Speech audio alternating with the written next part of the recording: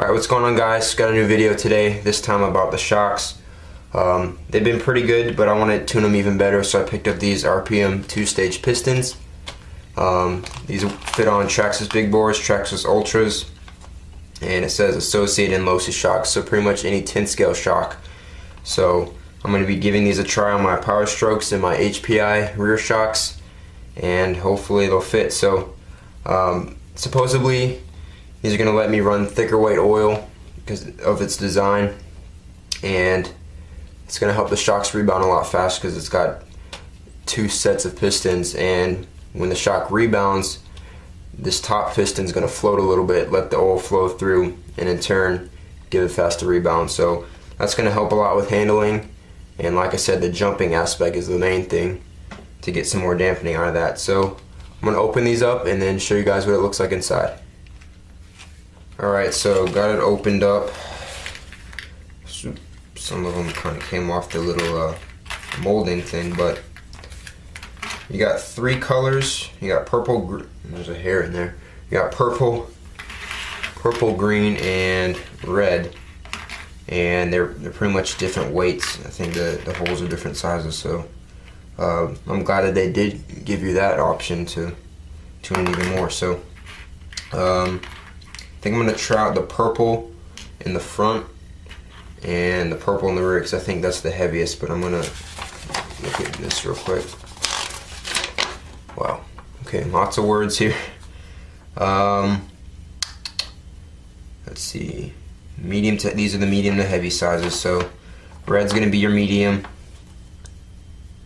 Green's going to be a little bit heavier than that, and then purple is your heaviest. So like I said, the purple is going to be the heaviest dampening out of the 3, and it's got all these directions on how to set it up, pretty much what it does, but I pretty much just told you that already. So yeah, now I'm going to grab my shocks and then open those up. Alright, so here are the shocks I'm running on the trophy truck. These are the Proline Power Strokes. These are the rear versions, so if you were getting them for a Slash 4x4, these would be rears. Same with the Slash 2-wheel drive, but I wanted to get these because they're a little bit longer than the fronts, and I like travel, so got the longer ones to put up front, and they work great. So these are the fronts, and the rears are the HPI E-Savage. I think they're 145 millimeters long. You can see how long they are. This is like a rear, like I said, so huge shock, and once again, these are for the long travel in the back. So hopefully these pistons are going to fit on both of these, so I'm going to empty out the oil real quick and then come back. Alright, so I went ahead and opened up the HPI shock first, and then I ran into a little problem. Well, these shocks, unlike the big bores, use a little nut on the top to secure the piston. So yeah, I'm going to have to go around that. I'm still going to try to make them work, so take off the old piston there, and here are the new RPM ones.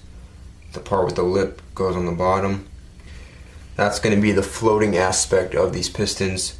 So see, this is the part with the indentation on top, so this goes like so, and then put the nut back on, see if this works. And also the threads are a little bit smaller than the big bore piston, so it kind of moves side to side a little bit. But hopefully, like I said, I still get these to work. So that's what they mean about floating, how it goes up and down like that. If I have these installed on the big bores, that's exactly what would happen. The E-clip still has a little bit of space between there, and this top piston can move up and down. So that's the whole idea of the pistons. I don't really know how hard to tighten them down. Let's just wrench down all the way. Okay, so that's tightened down. See, I mean, it shakes a little bit. I'm pretty certain that it's still going to work fine. So that's the goal we're trying to get out of this whole thing. So now I'm going to drop these back in, see if they fit. Okay, they don't fit, so I'm going to have to sand them down.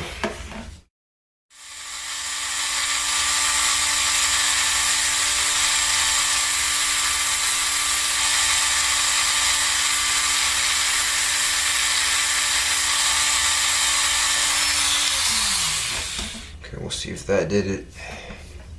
Didn't really take off too much, but I don't want to. Okay, so it slides in now. It's just not smooth. So we're gonna have to keep going a little bit more.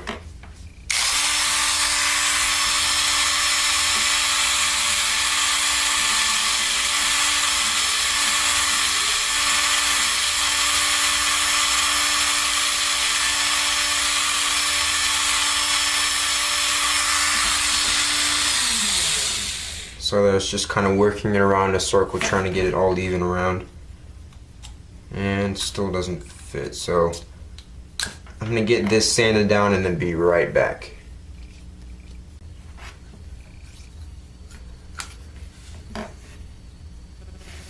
Alright, so after a couple passes with a Dremel, I got it sanded down enough for it to slide in there. You pretty much just, with the Dremel, just working around slowly. You'll see these things spinning. And I'll make sure to get them even all the way around, because if it's not, you're going to have flanges and it's not going to be smooth. So I got them sanded down. Pretty much just going to do a little bit at a time, come back, see if they fit, and then do it that way, because if you don't, you might sand off too much and it's going to be too wiggly. So there we go, it's smooth.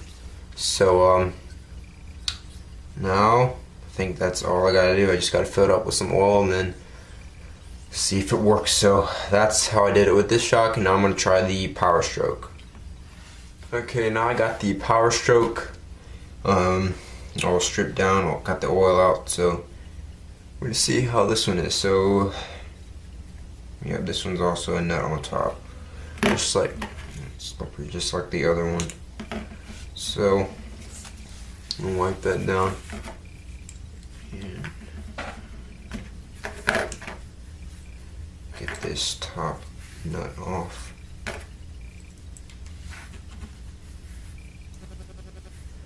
It would really help a lot if I had those shock pliers, but I don't. So I really do want to spend that $30 to get them, but it's still $30 for some pliers. But I'm sure it would make my life easier. So, alright, we got that off. Now to see if the piston's gonna move around. Not as bad as the other shock, but it still moves a little bit. So yeah, now we're gonna do the purples in the front also. Make sure you have the right side. And another thing, make sure you cut off the little flanges that come off the molding, because you don't want those getting in the way. I want it to be as smooth as possible. So got the indentation side, or the indentation top side on the bottom. It's kind of hard to explain that, but then the negative side of that goes on top, and then now we're gonna put the nut back on, see if it all still works. Oh my god, shock oil hands. Seriously, couldn't get any slip in that, alright. See, everything's dropping on my hands. Grab the pliers again and tighten it down. It's pretty painful doing this. I hate not having the shock tool, or shock end tool, shock shaft, whatever. So I'm going to tighten that back down.